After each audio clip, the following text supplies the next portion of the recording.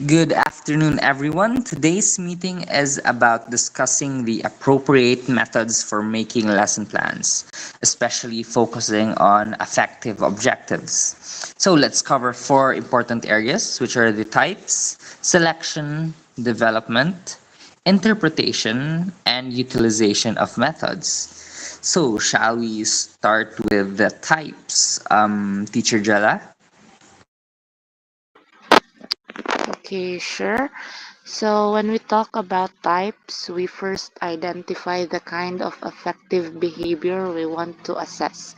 So it could be values like cooperation, motivation, honesty, or curiosity.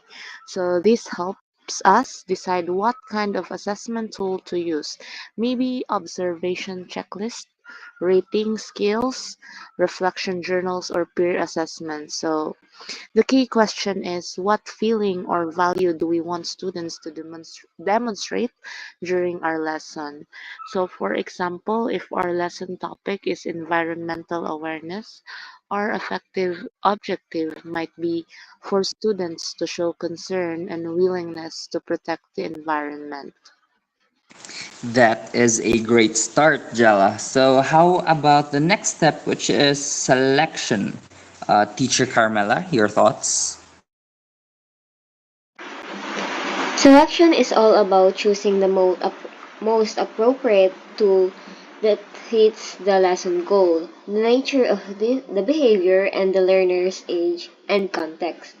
For instance, if we want to assess cooperation in group work, we might choose a teacher observation checklist combined with peer feedback forms.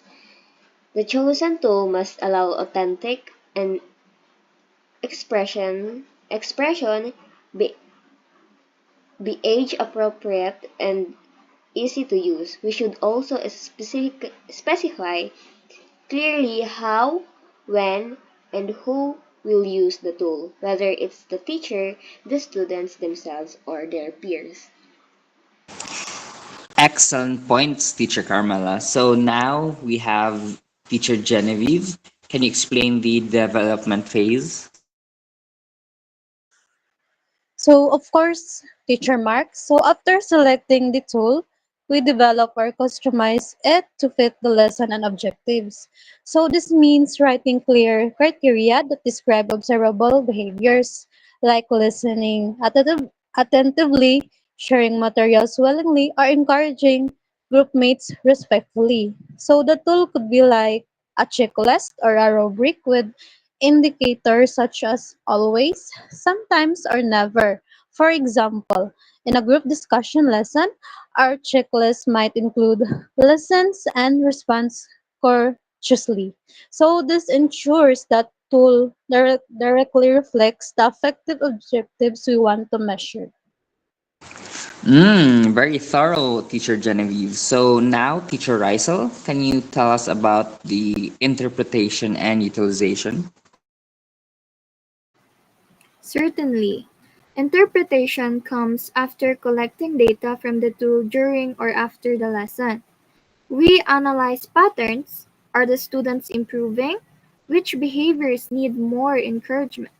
For example, if most students participate respectfully but some still interrupt, we plan follow up activities focusing on active listening. Utilization means applying these insights to improve future lessons. We can design reinforcement activities or modify our strategies. For instance, if responsibility was inconsistent, we might introduce a class duty contract to provide to to rather promote accountability in the next session. Thank you very much, Teacher Reisel. So, to summarize our meeting, highlighted that effective lesson planning involves identifying the type of affective behavior, selecting the right assessment tool, developing clear measurement criteria, interpreting data to gauge student attitudes, and utilizing those insights to enhance our teaching. So, does anyone have any questions or additional comments? So for me, Teacher Mark, I think this approach really helped us nurture not just knowledge, but values and attitudes in our students. Agreed. It makes our lesson more holistic and impactful. Plus, it allows us to be more reflective and intentional in our teaching. Absolutely. It's all about continuous improvement. Amazing discussion, everyone. So let us apply these methods in our next lesson plans to better support our learners' holistic development. Meeting adjourned.